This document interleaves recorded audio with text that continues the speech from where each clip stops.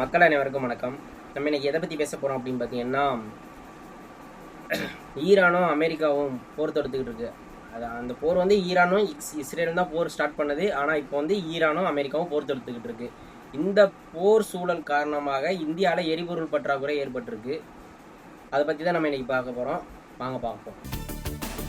நாட்டில் சமையல் எரிவாயுவுக்கு தட்டுப்பாடு ஏற்பட்டுள்ள நிலையில் சிலிண்டர்களை பதுக்குவோர் மீது கடும் நடவடிக்கை. 7.5 ஆண்டுகள் வரை சிறை தண்டனைக்கு வழிவகுக்கும் எஸ்மா சட்டத்தை அமல்படுத்தியது மத்திய அரசு. இவ்வளோ பெரிய எரிபொருள் தட்டுப்பாடு ஏற்பட காரணமே ஒரு சின்ன 33 கிலோமீட்டர் அகலம் உள்ள ஒரு கடல் தான். அது பேர் தான் இந்த ஸ்ட்ரைட் ஆஃப் ஹார்மோஸ். அந்த இடம் வந்து ஈரானுக்கு சொந்தமான இடம். ஈரான் வந்து எங்கள் மேலே நீங்கள் போர் தொடுத்துக்கிட்டு இருக்கிறீங்க. அதாவது அமெரிக்கா படை வந்து அமெரிக்காவில் இருந்து ஈரானை தடுத்தா பரவாயில்ல, அமெரிக்கா விட்டுட்டு சுற்றி இருக்கிற எல்லா நாடுகள்லையுமே அமெரிக்கா வந்து தன்னுடைய படைகளை குமிச்சு வச்சுருக்கு. எல்லா நாடுகளுமே சேர்ந்து ஒரு நாட்டை எதிர்த்தா அப்போ அந்த நாடு கோவம் வரதான் செய்யும். அதனால தான் ஈரான், நீங்கள் என் மேலே எல்லோரும் சேர்ந்து போர் தொடுக்குறீங்க. பேச்சுவார்த்தை ஈடுபட்டுச்சு ஈரான். இருந்தாலும் நம்ம அதை யாரும் அவங்க பெருசாக கேட்கல. நாங்கள் உங்களை வீழ்த்துவோம், அவங்களை வீழ்த்திட்டு உங்கள் அரசியல் தலைவர்கள் எல்லாத்தையும் கொண்டுட்டு அவங்க பேச்சுவார்த்தையே இல்லாத தலைவர்களை உருவாக்கிட்டு தான் நாங்கள் அதுக்கப்புறம் தான் நாங்கள் எல்லாமே பண்ணுவோம் அப்படின்னு சொன்னாங்க. அதனால் என்ன செஞ்சிச்சு ஈரான், இப்போ நான் இந்த இடத்த ஸ்டாப் பண்ணி வைக்கிறேன், இங்கேருந்து எப்படி உங்களுக்கு எக்ஸ்போர்ட் பொருள்லாம் போகுது அப்படின்னு பார்ப்போம் அப்படின்னு சொல்லிட்டு இப்போ அந்த இடத்த ஸ்டாப் பண்ணி வச்சுருக்கு. அதனால தான் இவ்வளோ பெரிய எண்ணெய் பற்றாக்குறைக்கு, எரிவாயு பற்றாக்குறைக்கு எல்லாத்துக்குமே காரணம் அந்த ஒரு இடம் தான். அது மட்டும் இல்லை, இந்த 33 கிலோமீட்டர் கடல் வழியாக தான் Saudi, யுஏஏ, Qatar, India, China, Japan, Pakistan போன்ற நாடுகளுக்கெல்லாம் வந்து எண்ணெய் எக்ஸ்போர்ட் பண்ணுறாங்க ஈரான்.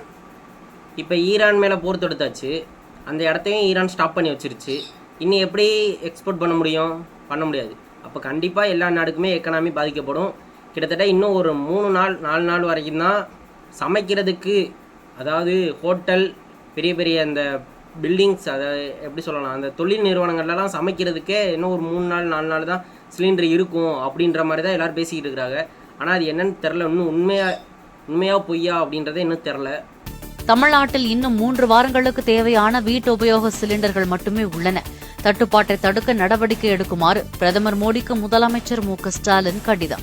நான் காலையில இருந்து பார்த்த நியூஸ் படி தமிழ்நாடு இருக்கிற உணவக சங்க தலைவர் சொன்னது என்னன்னா, இன்னைக்கு மட்டும் சமைக்கிற அளவுக்கு தான் எங்கள்கிட்ட எரிபொருள் இருக்கு, நாளைக்கு நாளை கழிச்சு போயிட்டா எங்கள்கிட்ட எரிபொருள் ஸ்டாக்கு இல்லை, கொடுக்க மாட்றாங்க, முன்பதிவு பண்ணுறதுக்கு கிட்டத்தட்ட 21 நாட்கள் முன்னாடியே முன்பதிவு பண்ணியிருக்கணும் அப்படின்னு சொல்கிறாங்க.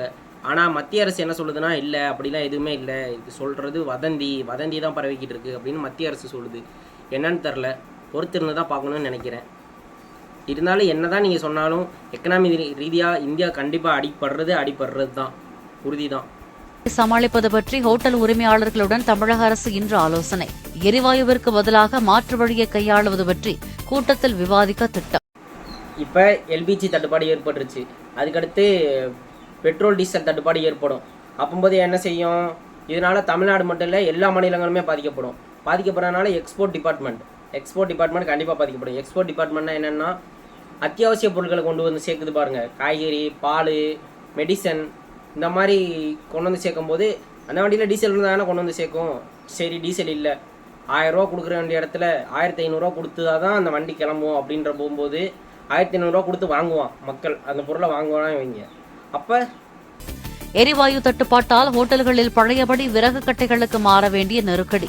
தேவையான உணவு வகைகளை கொடுக்க முடியாததால் வாடிக்கையாளர்கள் வருகை குறைவதாக உரிமையாளர்கள் வருத்தம். என்ன நடக்கும்? எக்கனாமி கொலாப்ஸ் ஆகும்ல. தமிழ்நாட்டோட எக்கனாமி மட்டும் இல்லை, இந்தியாவோட எக்கனாமி மட்டும் இல்லை, டோட்டல் கண்ட்ரி, எல்லா கண்ட்ரியோட எக்கனாமியும் கொலாப்ஸ் ஆகும். நான் அப்படியே சொன்ன மாதிரி தான் மேனுஃபேக்சரிங் கம்பெனினா நம்மகிட்ட இருக்குல்ல, நம்ம சென்னை, அந்த மாதிரி இப்போ வளர்ந்து வர சென்னை, பெங்களூரு, அந்த மாதிரி வளர்ந்த நகரங்களில் இருக்கிற கம்பெனி, கார்ப்பரேட் கம்பெனிஸ், அது வந்து என்ன செய்யும்னா எரிபொருள், பெட்ரோல், டீசல் அந்த மூலமாக தான் இயங்கிக்கிட்டு இருக்கும். இப்போ பெட்ரோல் டீசல் தட்டுப்பாடு காரணமாக கரண்டில் இயங்க ஆரம்பிக்கும் போது கரண்ட் தட்டுப்பாடு ஏற்படும். எரிவாயுவிற்கு பதிலாக மின்சார அடுப்புகளை பயன்படுத்த அரசு ஊக்குவிக்க வேண்டும். மானியம் கொடுப்பதோடு மின்சார கட்டணத்தை குறைக்கவும் உரிமையாளர்கள் வேண்டுகோள். இதுக்கெல்லாம் முக்கிய காரணமே roar of the lion. Israel மற்றும் அமெரிக்கா வந்து ஈரான் மேலே எடுத்த போர் தான் இதுக்கு காரணம் அப்படின்னு எல்லாருக்குமே தெரியும். ஆனால் இஸ்ரேலுக்கும் ஈரானுக்கும் தான் போர். அமெரிக்காக்காரன் ஏன் உள்ளே வந்தான் அப்படின்னு பார்த்தீங்கன்னா, ஈரானில் இருக்கிற ஒரு எண்ணெய் சுரங்கம். ஈரான் வந்து ஒரு எண்ணெய் சுரங்கத்தை வச்சு கிட்டத்தட்ட 8 நாடுகளுக்கு எண்ணெய் உற்பத்தியை வந்து எக்ஸ்போர்ட் பண்ணுது. எக்ஸ்போர்ட் பண்ணும்போது இந்தியாவிலேருந்து வாங்கினா இந்தியாவோட காசை கொடுங்க, சீனாவிலேருந்து வாங்கினா சீனாவுடைய அந்த காசை கொடுங்க, வேறு நாடுகளில் இருந்து வாங்கினா ஜப்பானில் இருந்து வாங்கினா ஜப்பானுக்கு என்ன இதோ அந்த காசை கொடுத்து வாங்குது. இப்போ இதனால என்ன ஆகும்னா, அமெரிக்காவுடைய டாலர்ஸ் வந்து பாதிக்கப்படும்.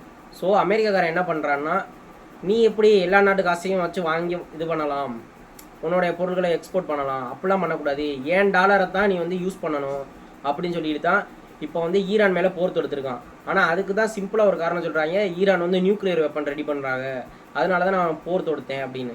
ஆனால் அது இல்லை உண்மையான ரீசன். அமெரிக்காவுடைய டாலரை வச்சு இந்த எக்ஸ்போர்ட்டிங் இதெல்லாம் பிஸ்னஸ் பண்ணாத ஒரு காரணத்தினால தான் இப்போ ஈரான் மேலே இந்த போர் தொடுத்துருக்காங்க அமெரிக்காக்காரங்க. சொன்னது தான், ஈரானில் இருக்கிற அந்த ஒரே ஒரு எண்ணெய் கிணறு, அந்த எண்ணெய் கிணறுல இருந்து கிடைக்கிற எண்ணெயின் மதிப்பு மிக மிக மிக மிக அதிகம். 8 நாடுகளுக்கு கிட்டத்தட்ட 8 நாடுகளுக்கு எக்ஸ்போர்ட் பண்ணுற அளவுக்கு எண்ணெய் கிணறு பெருசாக இருக்குதுன்னா, அந்த எண்ணெய் கிணறுலேருந்து எடுக்கிற எண்ணெயை எக்ஸ்போர்ட் பண்ணி ஈரானுடைய பணத்தின் மதிப்பை வந்து வலுப்படுத்திடும். அப்போ அமெரிக்காரனோட டாலருக்கு அந்த இடத்துல வேல்யூ இல்லாமல் போயிடும். அதனால தான் அமெரிக்காக்காரன் நீ என் டாலர் தான் யூஸ் பண்ணணும், என் டாலர் யூஸ் பண்ணி தான் நீ எண்ணெயெல்லாம் எக்ஸ்போர்ட் பண்ணணும் அப்படின்ற அந்த ஒரு காரணத்துக்காக தான் ஈரான் மேலே இப்போ போர் தொடுத்துருக்குறான். நினச்சிக்கிட்டு இருப்போம், அங்கே என்ன ஈரானுக்கும் இஸ்ரேலுக்கும் சண்டை, ஈரான்காரன் 8 நாட்டை போட்டு அடிக்கிறான், இஸ்ரேலும் அமெரிக்காவும் சேர்ந்து ஈரானை போட்டு அடிக்கிறான், நமக்கு என்ன பிரச்சனை அப்படின்னு நம்ம நினச்சிக்கிட்டு இருந்தோம். ஒரு வாரம் பிரச்சனை அவங்க வாட்டில் பண்ணிக்கிட்டு இருந்தாங்க. யார் செத்தா என்ன, யார் பொழைச்சா என்ன, எதையும் கண்டுக்கிறாமல் இருந்தோம். ஆனால் இன்றைக்கி காலையில் நமக்கு எரிபொருள் பற்றாக்குறை அப்படின்னு ஒரு நியூஸ் வந்தோன்னே பறக்குறாங்க. எதுக்கு அந்த நாடு சண்டை போடுது, ஏன் பேசி தீர்க்க வேண்டியதானே, ஐநா சபைலாம் எதுக்கு இருக்குது, பேச வேண்டியதானே அப்படின்னு பறக்குறாங்க. ஏன் இதை சண்டை ஸ்டார்ட் பண்ணப்பவே பேசி தீர்த்துருக்கலாம்ல அப்படின்னு சொல்ல வேண்டியதானே.